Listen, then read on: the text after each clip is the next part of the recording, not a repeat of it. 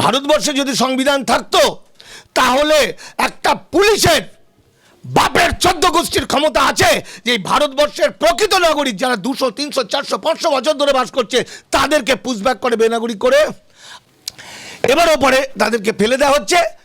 যেহেতু পৃথিবীর মধ্যে একটি মানবতার দেশ বাংলাদেশ, তাই বাংলাদেশ এই মানুষগুলোকে একটা ছানবিন করছে, খেতে দিচ্ছে, জল দিচ্ছে। ওখানকার মানুষরা যারা ভারতীয় তাদেরকে ভারতবর্ষে ফেরত দেওয়ার জন্য লড়াই করছে আর আন্তর্জাতিক আদালতে যাচ্ছে। আর কি করছে, বাংলাদেশি যারা তাদেরকে বাড়িতে ফিরিয়ে দিচ্ছে। এখন দেশভাগে বলি হওয়া মানুষগুলো তো এপারেরই মানুষ, তারা তো বাঙালি, ইতিহাসগতভাবে তারা তো এই দেশেরই মানুষ। ফলে তারা এখনো বহু লোক আছে যে ভারতটাকে বিদেশি ভাবতে পারে না। তার কাছে বিজেপি মানে হচ্ছে হল্যান্ড, আমেরিকা, জাপান। ভারত তো আমার। আমি কদিন আগে আমার দাদু ওখানে চাষ করতে যেতে পারে, আমার দাদু ওপারে বেড়াতে যেত, ওপার এপার সবই তো মিলেমিশে একাকার। তো ঘটনা হচ্ছে আজকে ভাবুন, নাগরিকদের পুলিশ বেনাগরিক করে দিচ্ছে। তাহলে আমার সংবিধান নেই। সংবিধান যদি থাকতো, আইন যদি থাকতো, তার জন্য আদালত থাকতো। তাহলে আদালত, সংবিধান নেই, পুলিশ বিচার করছে কে নাগরিক কে নাগরিক নয়। ফলত আজকে পলিটিক্যাল দলদের যেটা এজেন্ডা হওয়া উচিত ছিল যে স্বরাষ্ট্রমন্ত্রীকে গ্রেপ্তার করো। কার সাহসে ভারতবর্ষের সংবিধানকে ভায়োলেট করে একটা পুলিশ নাগরিক বেনাগরিক ঠিক করছে, যেখানে 5 বছর 10 বছর একজনের লাগে, মিনিমাম 2 বছর 3 বছর লাগে। তাহলে অমিত শাহকে গ্রেপ্তার করতে হবে। তাহলে অমিত শাহর সাহস ছাড়া, বলা ছাড়া একটা পুলিশের বাপের ক্ষমতা আছে যেটা করবে। তার মানে হ্যাঁ, তাহলে বুঝতে হবে যে এটা হিন্দু রাষ্ট্র মনুস্মৃতি লাগু হয়ে গেছে। মনুস্মৃতিতে এসব নেই, এটা রাজতন্ত্র, সংবিধান ভ্যানিশ। ফলে আজকে বিহারে হচ্ছে, কালকে কেন হবে? তাহলে মানুষকে একত্রিত হতে হবে, রাজনৈতিক দলগুলোকে একত্রিত হতে হবে। একত্রিত হয়ে এই অন্যায়ের বিরুদ্ধে বিরাট যুদ্ধ, একটা যুদ্ধ পরিস্থিতি তৈরি হবে। বাঙালি স্বাধীনতা ঘোষণা করতে হবে, কারণ বাঙালিকে আজকে ধ্বংস করে দিচ্ছে। আমরা এই ভারতবর্ষে থাকবো কি থাকবো না সেটা ঠিক করবে বাঙালি, কারণ বাঙালিকে আজকে কোটি কোটি বাঙালিকে বেনাগরিক করে দেবে। আমার বাংলার গরিব মানুষরা পরিযায়ী শ্রমিক হিসাবে যারা ভারতবর্ষের বিভিন্ন রাজ্যে যাচ্ছে, বাংলা ভাষায় কথা বলছে বলে একজন পুলিশ যার কোনো রাইট নেই, একজন পুলিশ যার সঙ্গে আইনের কোনো সম্পর্ক নেই, যে প্রশাসন থাকে, এই পুলিশ কি করছে, ধরে নিয়ে আসছে বাংলা ভাষায় কথা বলছে বলে। বলার পর তাকে ডিটেনশন ক্যাম্পে রাখছে, রেখে রাতের অন্ধকারে তাকে পুশব্যাক করে দিচ্ছে বাংলাদেশের নো ম্যানস ল্যান্ডে। তার কাছে না আছে একটা টাকা, না আছে জামা প্যান্ট, না আছে কিছু। নো ম্যানস ল্যান্ডে ফেলছে আর বলছে পিছনের দিকে তাকালে গুলি করে মেরে দেবো। মেয়ে হলে মেয়েদেরকে যা করতে পারে রেপ করছে, কোনো কোনো জায়গায় এমন খবর আমি পেয়েছি। এবার ওপরে তাদেরকে ফেলে দেওয়া হচ্ছে। যেহেতু পৃথিবী, দেখুন সাধারণ মানুষ আজকে এতদিন যারা এনআরসি বিষয়টাকে চেপে গেছিল, মনে করেছিল এটা ভোট রাজনীতি, আজকে ট্রেনে, বাসে, চায়ের দোকানে সমস্ত জায়গাতে আলোচনা চলেছে যে বিহারের ক্ষেত্রে যদি এরকম হয় তাহলে বাংলার ক্ষেত্রে কয়েকদিন পরেই হবে, যেটা নির্বাচন কমিশন বলছে। এবং বিহারের ক্ষেত্রে CPIML তার যে all India president Dipankar Bhattacharya, তিনি ব্যাখ্যা করেছেন যে বিহারে অন্ততপক্ষে 3 কোটি মানুষ, মানে 40% মানুষ, যে 40% মানুষ বিপদে পড়বে এবং প্রায় 3 কোটি মানুষ সে নাগরিকত্ব হারাবে, মানে ভোটার কার্ড চলে যাবে, মানে নাগরিকত্ব হারাবে। এবং তার বিরুদ্ধে আন্দোলন করে বিভিন্ন রাজনৈতিক দল, আমাদের মুখ্যমন্ত্রী মমতা বন্দ্যোপাধ্যায় করেছিলেন। এখন ঘটনা হলো, নির্বাচন কমিশন প্রথমে বলেছিল 87 পয়লা জুলাইয়ের আগে যারা জন্মগ্রহণ করেছেন তারা জন্ম সার্টিফিকেট দেখাবে। তো এইটা শুনে পশ্চিমবঙ্গেরও বহু লোক নাচানাচি শুরু করে দিয়েছে যে তাহলে আমি জন্মগত নাগরিক, 87 আগে জন্ম সার্টিফিকেট, তাদের মা বাবাদের দেখার দরকার নাই কি, এইটা প্রচার। ফলে বহু মানুষ মনে করছে আমি তো বেঁচে যাব, আমার মা বাবা মরে গেল, বেনাগরিক হলো, ডিটেনশন ক্যাম্পে গেল, এর দিয়ে কিছু যায় আসে না। পরে মমতা বন্দ্যোপাধ্যায়ের আন্দোলনের ফলে সেইটাকে পাল্টে বলেছিল 2003 সাল পর্যন্ত যাদের ভোটার লিস্টে নাম আছে তাদের কোনো ডিস্টার্ব করবে না, তারপরে যারা এসছে তাদের কাগজপত্র জমা দিতে হবে। ফলে সেখানেও একটা ভয়ঙ্কর জিনিস। এখন যেটা বলছে না, সেই কাগজটাও লাগবে না, থাকলে দেবেন, না হলে দেবেন। টোটাল ব্যাপারটা একটা ভাঁওতা বলবো না, টোটাল ব্যাপারটাই হচ্ছে একটা ষড়যন্ত্র। আর এই ষড়যন্ত্রের ফাঁদে আমার রাজ্যের, আমার দেশের বড় বড় নেতামন্ত্রীরা পড়বে, সাধারণ মানুষ পড়বে, আর বিজেপি RSS হিন্দুত্ববাদীরা তারা কিন্তু তাদের কাজ করে নেবে। এটা হলো বিভ্রান্তি করার একটা পদ্ধতি। যেমন কখনো বলবে 1971 সাল কাট অফ ডেট নাগরিকত্ব, কখনো বলবে 1951, কখনো বলেছে 1952, কখনো বলেছে 1948, কখনো বলেছে হিন্দুরা নাগরিকত্ব পাবে, মুসলমানরা পাবে না। এই টোটালটা আর একবার করে বলবে, আর আমাদের নেতা মন্ত্রীরা লাপালাপি করবে, আন্দোলন করবে, কিন্তু কেউ ওই বিজে যাবে না। আসল সমস্যাটা কোথায়? আজকে বিহারে যদি 3 কোটি মানুষ বেনাগরিক হতে পারে, হয়ে যায়, মানুষ কিন্তু একবার প্রশ্ন করছে না যে নির্বাচন কমিশনের কোনো রাইট নেই। নির্বাচন কমিশন নির্বাচন করাবে, যদি নির্বাচন কমিশন ভুলই করে থাকে তাহলে এত যুগ ধরে নির্বাচন কমিশন ভুল করেছে, এত নেতা মন্ত্রী তৈরি হয়েছে, নির্বাচন কমিশন ভুল হয়েছে, আগে নির্বাচন কমিশন ক্ষমা চাক। আজ এতদিন পর তার মনে পড়লো, এটা একটা বিষয়। কিন্তু এই বিষয়গুলো আসল বিষয় নয়। আসল বিষয়টা হচ্ছে যে আমার ভারতবর্ষের সংবিধান ধ্বংস হয়ে গেছে আজকের তারিখে।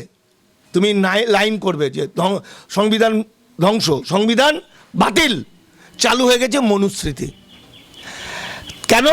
এবং অদ্ভুত ব্যাপার হচ্ছে, রাজ্যের এবং দেশের যত বড় উকিল, মোক্তার, ব্যারিস্টার, জজ সাহেব, রাজনৈতিক নেতা, বড় বড় মানুষ আছে, তারা কিন্তু মূল বীজে কখনো পৌঁছয়নি। সমস্যাটা কোথায়? সমস্যাটা হলো, উদাহরণ দিচ্ছে, একটা লোকের ক্যান্সার হয়েছে, এবং ক্যান্সার হয়েছে বলে তার মাথার চুল উঠে গেছে। তো রাজনৈতিক নেতারা কি করছে? ছুটে টুটে গিয়ে চুল যাতে গজায় তার ওষুধ দিয়ে দিল, চুলগুলো বেরিয়ে পড়লো, ব্যাস তারা থেমে গেল। কিন্তু ক্যান্সারটাকে নির্মূল করার কোনো চেষ্টা করেনি এতদিন, যে কারণে বাংলা এবং বাঙালি সমাজ ধ্বংস হয়ে যাবে। এত বড় সাহস নির্বাচন কমিশন পেল কোথায়? না, কারণ তার পিছনে আছে কেন্দ্রের বিজেপি, হিন্দুত্ববাদী বিজেপি সরকার। এটা 2025 সাল, 2025 সালে হিন্দু রাষ্ট্র ঘোষণা হবে, মনুস্মৃতি লাগু হবে এবং দাস ব্যবস্থা চালু হবে। যেটা আমি এক্সাম্পল দিচ্ছি, আসামের আজ থেকে 7 বছর আগে আসামে NRC ছুট হয়েছেন 19,600,000 বেশি লোক। আধার কার্ড বাতিল হয়েছে মোট 27 লক্ষ যারা নাগরিক পরিষেবা পায় না। এই 19 লক্ষ মানুষকে বেনাগরিক এস্টাবলিশ করতে বা বিদেশি, অবৈধ বিদেশি মামলা মোকদ্দমার মধ্যে এস্টাবলিশ করতে 200-300 বছর লাগবে। অলরেডি মাত্র 5,000 লোকের মামলা হয়তো নিষ্পত্তি হয়নি, এটা আমি হয়তো বললাম, 5-এর একটু বেশি কম হতে পারে। সেটা ছিল আমার ভারতবর্ষের সংবিধান। আমার ভারতবর্ষের সংবিধানের শেষ লোকটা হতদরিদ্র, তারও কথা বলার রাইট আছে, বাক স্বাধীনতা, সেও নাগরিক। যদি নাগরিক হয়ে থাকে তার পুরো নাগরিক অধিকারটা থাকবে। মুখ্যমন্ত্রী মমতা বন্দ্যোপাধ্যায়, তার যা রাইট, আমার রাস্তার ধারে যে লোকটা ফুটপাতে ওই চানাচুর বিক্রি করছে, ওই ঘটি গরম বিক্রি করছে, তারও রাইটটা সমান। ফলে আজকে সংবিধান অনুযায়ী, ভারতের আইন অনুযায়ী যে মামলা মোকদ্দমা চলছে, সেটা আসামের মানুষগুলো এখনও নিষ্পত্তি হয়নি। ফলে তারা মেন্টাল পেশেন্ট হয়ে গেছে, তারা পাগল হয়ে গেছে অনেকে, এবং তারা মৃত্যুর দিকে চলে যাবে। কারণ এরকমভাবে সম্ভব নয়, 19 লক্ষ মানুষের নিষ্পত্তি করতে সময় লাগবে অনেক দিন। এটা আইন, সংবিধান। কিন্তু এখন কি দেখলাম? এখন দেখলাম আমার বাংলার গরিব মানুষরা, পরিযায়ী শ্রমিক হিসাবে যারা ভারতবর্ষের বিভিন্ন রাজ্যে যাচ্ছে, বাংলা ভাষায় কথা বলছে বলে একজন পুলিশ যার কোনো রাইট নেই, একজন পুলিশ যার সঙ্গে আইনের কোনো সম্পর্ক নেই, যে প্রশাসন থাকে, এই পুলিশ কি করছে? ধরে নিয়ে আসছে বাংলা ভাষায় কথা বলছে বলে, বলার পর তাকে ডিটেনশন ক্যাম্পে রাখছে, রেখে রাতের অন্ধকারে তাকে পুশব্যাক করে দিচ্ছে বাংলাদেশের নো ম্যানস ল্যান্ডে। তার কাছে না আছে একটা টাকা, না আছে জামা প্যান্ট, না আছে কিছু, নো ম্যানস ল্যান্ডে ফেলছে। আর বলছে পিছনের দিকে তাকালে গুলি করে মেরে দেবো। মেয়ে হলে মেয়েদেরকে যা করতে পারে রেপ করছে, কোনো কোনো জায়গায় এমন খবর আমি পেয়েছি। এবারও পরে তাদেরকে ফেলে দেওয়া হচ্ছে। যেহেতু পৃথিবীর মধ্যে একটি মানবতার দেশ বাংলাদেশ, তাই বাংলাদেশ এই মানুষগুলোকে একটা ছানবিন করছে, খেতে দিচ্ছে, জল দিচ্ছে। ওখানকার মানুষরা যারা ভারতীয় তাদেরকে ভারতবর্ষে ফেরত দেওয়ার জন্য লড়াই করছে, আর আন্তর্জাতিক আদালতে যাচ্ছে। আর কি করছে, বাংলাদেশি যারা তাদেরকে বাড়িতে ফিরিয়ে দিচ্ছে। এখন দেশভাগে বলি হওয়া মানুষগুলো তো এপারেরই মানুষ, তারা তো বাঙালি, ইতিহাসগতভাবে তারা তো এই দেশেরই মানুষ। ফলে তারা এখনো বহু লোক আছে যে ভারতটাকে বিদেশি ভাবতে পারে না। তার কাছে বিজেপি মানে হচ্ছে হল্যান্ড, আমেরিকা, জাপান। ভারত তো আমার। আমি কদিন আগে আমার দাদু ওখানে চাষ করতে যেতে পারে, আমার দাদু ওপারে বেড়াতে যেত, ওপার এপার সবই তো মিলেমিশে একাকার। তো ঘটনা হচ্ছে, আজকে ভাবুন ভারতবর্ষে যদি সংবিধান থাকতো তাহলে একটা পুলিশের বাপের 14 গোষ্ঠীর ক্ষমতা আছে যে ভারতবর্ষের প্রকৃত নাগরিক যারা 200, 300, 400, 500 বছর ধরে বাস করছে তাদেরকে পুশব্যাক করে বেনাগরিক করে।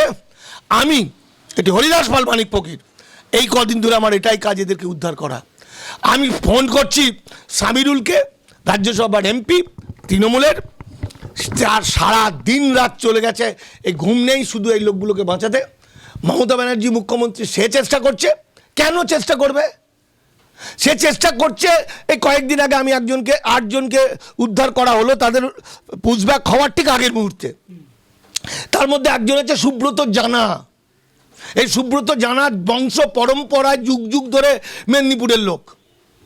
অথচ দেখুন, হিন্দু মুসলমান বাদ বিচার না করে নাগরিকদের পুলিশ বেনাগরিক করে দিচ্ছে। তাহলে আমার সংবিধান নেই? সংবিধান যদি থাকতো, আইন যদি থাকতো, তার জন্য আদালত থাকতো।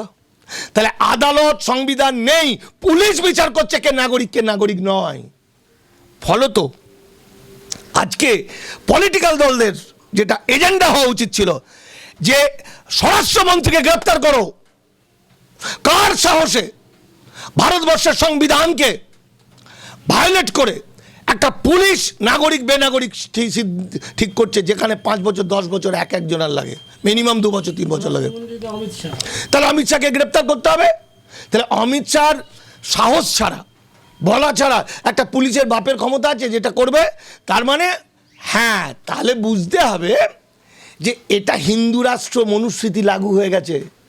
মনুস্মৃতিতে এসব নেই, এটা রাজতন্ত্র, সংবিধান ভ্যানিশ। ফলে আজকে বিহারে হচ্ছে, কালকে কেন হবে? তাহলে মানুষকে একত্রিত হতে হবে, রাজনৈতিক দলগুলোকে একত্রিত হতে হবে। একত্রিত হয়ে এই অন্যায়ের বিরুদ্ধে বিরাট যুদ্ধ, একটা যুদ্ধ পরিস্থিতি তৈরি হবে। বাঙালি স্বাধীনতা ঘোষণা করতে হবে, কারণ বাঙালিকে আজকে ধ্বংস করে দিচ্ছে। আমরা এই ভারতবর্ষে থাকবো কি থাকবো না সেটা ঠিক করবে বাঙালি, কারণ বাঙালিকে আজকে কোটি কোটি বাঙালিকে বেনাগরিক করে দেবে। কিরকম চালাক! যখন ধান্দাবাজি তখন সংবিধানকে মানবে, আর যখন ধান্দাবাজি নয়, যখন মানে যখন ক্ষতি করার চেষ্টা করবে তখন সংবিধান মানি না, তখন সংবিধান মানি না। যে কাউকে পুশব্যাক করা যায়, কিন্তু যখন এই মানুষগুলোকে পুশব্যাক করছে বা এই যে কোটি কোটি মানুষকে ধরছে, কিসের ভিত্তিতে? সংবিধানের ভিত্তিতে। বাঙালিদের উপরে যদি এত রাগ হয়, নরেন্দ্র মোদী তো বাংলাদেশে ভালোই বাংলায় কথা বলে। বাংলায় কথা বলে কি বলে? ওই নরেন্দ্র মোদী ফুদি বাদ দাও, যেটা ঘটনা সেটা আমি আসল জায়গায় চলে এসেছি। আমি এখনো বলবো, যারা রাজনৈতিক ব্যক্তিত্ব, যে কোনো রাজনৈতিক দলের, এই বছর ভোটে দাঁড়ালে আপনাদের কপালে যা কষ্ট আছে আর মানে শিয়াল কুকুরও কাঁদবে না, সব ধরে নেবে। কারণ আপনাদের কাছে মোবাইল ফোন আছে, মোবাইল খুলে সংবিধানের 5-এর খ আর্টিকেলটা পড়ুন। 5-এর খ আর্টিকেল বলছে, সংবিধান প্রকাশের আগে যাদের বাবা অথবা মা একজন ভারতবর্ষে খণ্ডিত ভারতে জন্মগ্রহণ করেছেন সেই ছেলে ভারতের নাগরিক। তার মানে একজন বাঙাল, একজন ঘটি। আর বাঙালটা যে কোনো বাঙাল হলে হবে না, বৈধ পথে আসা বাঙাল হতে হবে। তার কারণ 1952 সালে পাসপোর্ট অ্যাক্ট, ফরেনার্স অ্যাক্ট লাগু হয়ে গেছে।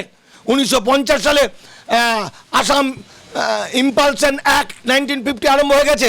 তার কারণ বলছে বর্ডার পেরিয়ে অবৈধ পথে যারা ঢুকবে তাদেরকে মামলা মোকদ্দমার দরকার নেই, ডিএমই তাকে লাথি মেরে বের করে দিতে পারবে। ফলে সংবিধান তো মানুষ পড়ছে না, মানুষ ওই ক্যান্সার হয়েছে মাথায় তেল লাগিয়ে দিচ্ছে, কিছুদিন চুপ করে যাচ্ছে। কিন্তু সমস্যা যতদিন না সংবিধান সংশোধন না হচ্ছে ততদিন কোটি কোটি মানুষের কোনো বাঁচার রাস্তা নেই। এমনকি 1955 সালের নাগরিকত্ব আইনে একই কথা বলেছে। মানুষ কি বলছে, 50 থেকে 87 মধ্যে জন্মগ্রহণ করলে বাবা মা যাই হোক সে জন্মগত নাগরিক। কোথায় লেখা আছে? কোন আইনে লেখা আছে? কোন নাগরিকত্ব সংশোধনীতে আছে? সমস্তটাই মিথ্যা। এখনো বলছি, মোবাইলটা খুলুন, খুলে দেখুন, লেখা আছে 1950 থেকে 86 সংবিধান সংশোধনী আইন যেদিন হলো সেদিন পর্যন্ত যারা জন্মগ্রহণ করেছেন, তারপর আর কোনো কথা নেই। এটা একটা বাক্যাংশ, বাক্য নয়, তবে একটা কমা। ওই দিন মানে যেদিন ওই সংশোধনটা হলো সেদিন এবং তারপরে মানে আজ পর্যন্ত। তাহলে আমি স্কুলে ইতিহাসের, আমাকে মাস্টারমশাই ইতিহাসে একটা সিলেবাস দিচ্ছে, বলছে এবার বেশি পড়তে হবে না বাবা, তুমি খালি ইতিহাস বইয়ের 1 থেকে 25 পাতা পড়বে, আর 25 পাতা থেকে 52 পাতা পড়বে, আর 52 পাতা থেকে 62 পাতা পড়বে। অল্প পড়া, তারপর পরীক্ষা দিতে চলে আসবে। এখানেও গল্পটা 1950 থেকে 86 আইন পর্যন্ত যাদের জন্ম হয়েছে, 86 যেদিন আইন হলো সেদিন সংশোধনী নাগরিকত্ব হলো, সেদিন যারা জন্মগ্রহণ করেছে, সেদিন থেকে আজকে পর্যন্ত যারা জন্মগ্রহণ করেছে তাদের বাবা অথবা মা একজন যদি ভারতের নাগরিক হয় তবে সন্তান নাগরিক। আর আমাদের বড় বড় বিজ্ঞজনেরা আন্দোলন করে, রাজনৈতিক নেতা থেকে শুরু করে সবাই কি বলে, 1950 থেকে 86 মধ্যে জন্মগ্রহণ করলে আকাশে বাতাসে জলে স্থলে হাওয়ানে অমুক তমুক জন্মগ্রহণ হলেই সে জন্মগত নাগরিক। না, মিথ্যা, মিথ্যা। আর সংবিধানের বাইরে আইন হয় না, আইনের বাইরে সংশোধনী হয় না, হয় না, হয় না। আইনের কিছু এদিক ওদিক কথাবার্তা ঠিকঠাক আরো পরিষ্কার করার জন্য সংশোধনী হয়। আবার কি বলছে, 2003 সালে অটল বিহারী বাজপেয়ী জন্মগ্রহণ নাগরিকত্ব শেষ ব্রেক মেরে দিয়েছে। কেন না, বাবা মায়ের মধ্যে দুজনকেই নাগরিক হতে হবে, বা একজন নাগরিক আরেকজন অবৈধ হলে হবে না। আরে ভাই, এটাই তো সংবিধানে বলেছে। তাহলে একই কথা, এক। তাই যতক্ষণ পর্যন্ত সংবিধান এবং আইনগুলো না পড়ছে, না জাগছে, ততক্ষণ পর্যন্ত আন্দোলন হবে না। আর বিহারের মতো বাংলায় ধীরে ধীরে ধীরে ধীরে ধীরে মানুষকে ওরা নানা দিকে নজর ঘুরিয়ে দিয়ে ওরা কিন্তু এই সব মানুষগুলোকে বেনাগরিক বানিয়ে দেবে, এটাই। আর এবার যারা ভোটে দাঁড়ায়, এই যে বিজেপি বলছে, শুভেন্দু অধিকারী থেকে শুরু করে বড় বড় নেতারা 2026-এ আমরা আসবোই, কেন বলছে? তার বলছে যে বাংলাতে যারা ধরুন তৃণমূলের অন্তত 40% মানুষ যাদের বাপ চতুর্গোষ্ঠী ওপার বাংলা থেকে এসেছিল, মানে হয়তো দাদু এসেছিল, দাদু ইলিগাল পথে এসছে বা দাদুর নাগরিক নয়, ও জানে না। এবার তাদের নাতিপুতি ছেলেপিলে ভাবছে আমরা নাগরিক, এবার তারা ভোটে দাঁড়াচ্ছে। ঠিক কয়েকদিন পরে যে ভোটে দাঁড়াবে, যাই সঙ্গে সঙ্গে ওদেরকে সব বলে দেবে, এই 50 জন, হয়তো দেখা গেল তৃণমূল 210টা সিটি জিতেছে, বলে দেবে 60 জন 70 জন কি এই 50 জন ইলিগাল মাইগ্রেন্ট। যেমনভাবে ওই দিনহাটার ঘটনাটা ঘটলো, সে আসাম যায়নি কোনো দিন, বেনাগরিক হয়ে গেছে, কারণ সেটারও একটা কারণ আছে। তো সেইভাবে সব ধরে নেবে। ফলে এবার কোনো উদ্বাস্তু যাদের অরিজিন পূর্ব পাকিস্তানের, সে 50 সালেই জন্ম হোক ভারতের, 60 সালেই জন্ম হোক, তার না মানে খুব রিস্ক হয়ে যাবে ভোটে দাঁড়ানো। বরং তারা একত্রিত হয়ে তাদের যে লোকজন আছে, একটা পলিটিক্যাল নেতার 10,000, 20,000, 50,000, 1 লাখ, 2 লাখ লোক আছে, সেই লোকগুলো একত্রিত করো, এবারের লোক তোমাদের হেল্প করবে। তারপর তোমরা নিজেদের নাগরিকত্বটাকে আদায় করে ভোটে দাঁড়াও, তা নাহলে বাংলা ধ্বংস হবে, বাঙালি ধ্বংস হবে। বিজেপি নরেন্দ্র মোদীর চক্রান্ত আমি জানি।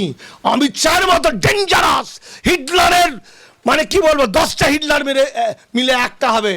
ওরা আমাদের বাঙালির মূলনিবাসী মানুষের হার্ট লাংস বিক্রি করে দেবে। শুধু তাই নয়, যারা ওপার থেকে এসছে শুধু তাই নয়, এপারেরও যাদের কাগজ নেই অর্থাৎ মুসলমানই হোক আর দলিতই হোক যেই হোক, এপারের লোক সমস্ত মানুষগুলোকে বেনাগরিক করে দিয়ে কৃতদাস ব্যবস্থা করবে। এটাই হিন্দু রাষ্ট্র। হিন্দু রাষ্ট্রের দাস ব্যবস্থা চলে, কারণ এই শুভে বাংলা একদা ছিল দাস ব্যবস্থার অন্যতম পীঠস্থান।